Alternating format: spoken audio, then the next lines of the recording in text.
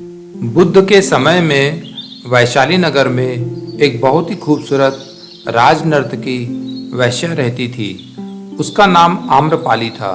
वह इतनी सुंदर थी कि उसे नगर वधू घोषित कर दिया गया था। उस जमाने में कोई बहुत ही खूबसूरत महिला रहती थी तो उसे किसी एक व्यक्ति से विवाह करने की अनुमति नहीं थी। उसे नगर वधू घोषित कर दिया जाता था, अतः वो पूरे नगर की वधू कहलाती थी। एक दिन उसने अपने कमरे की खिड़की से एक युवा बौद्ध भिक्षु को देखा जिसके हाथ में सिर्फ एक भिक्षा का पात्र था, पर उस भिक्षु के चेहरे से बहुत ही तेज आभा झलक रही थी। वह देखने में बहुत ही आकर्षित था। जैसे ही आम्रपाली ने उसे देखा, वह उसकी तरफ दौड़ पड़ी और उससे याचना की, कृपया मेरा दिया हुआ भोजन स्वीकार करें।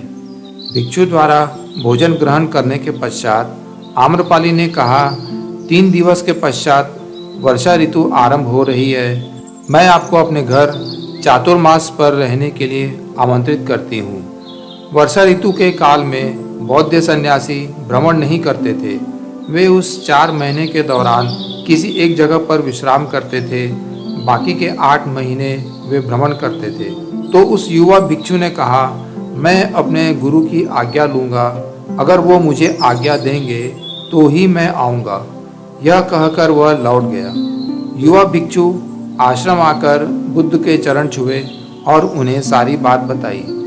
एक वैश्या ने मुझे अपने घर चातुर्मास व्यतीत करने के लिए आमंत्रण दिया है। सभी भिक्षु कहीं न कहीं चातुर्मास में जाकर रुकेंगे। मैंने उससे कहा है कि मैं पहले अपने गुरु से आज्ञा लूँगा। आपका जो भी आदेश होगा मुझे स्वीकार है। बुद्ध ने उस युवा सन्यासी की आंखों में देखा और कहा, तुम रुक सकते हो। यह एक आश्चर्य था। सैकड़ों सन्यासी जो वहां उपस्थित थे, उन्हें सहसा विश्वास नहीं हुआ कि बुद्ध ने आम्रपाली के यहाँ एक युवा सन्यासी को रहने की आज्ञा दी है। सभी सन्यासी आपस में बातें कर रहे थे। बुद्ध ने सभी से शांत रहने के लिए कहा। बुद्ध ने कहा, मुझे अपने शिष्य पर विश्वास है।